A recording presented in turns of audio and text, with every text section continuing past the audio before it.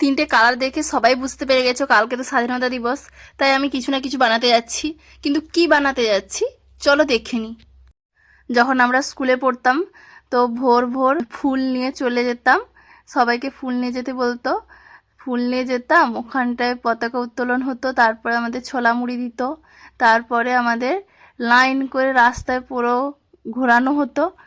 তো কার কি মেমোরি, কার কি স্মৃতি আছে কমেন্টে জানিও, কাদের স্কুলে কি দিত না দিত, কেমনভাবে উদযাপন করতো। তো কালকে আমাদের ৮০তম স্বাধীনতা দিবস। তো আমি বসে থাকতে থাকতে মনে হলো কিছু না কিছু একটা বানাই। উলগুলো ছিল ৩ কালারের, তাই জন্য আমি একটা ব্যাচ টাইপের বানাচ্ছি। শেষ পর্যন্ত দেখে জানিও কেমন হয়েছে।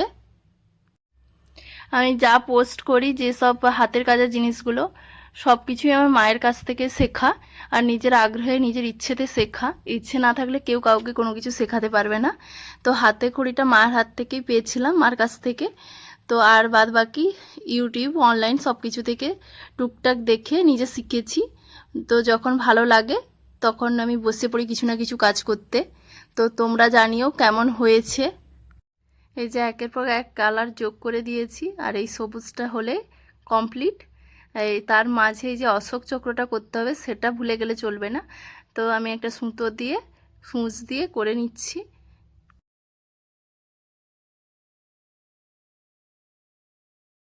তো এই যে ফাইনাল লুকটা হয়ে গেছে, আর পেছনে একটা সেফটি পিন আমি অ্যাটাচ করে দিয়েছি উল দিয়ে। আর এটা ফাইনাল লুক। তো কমেন্টে জানিও কেমন হয়েছে। বাই।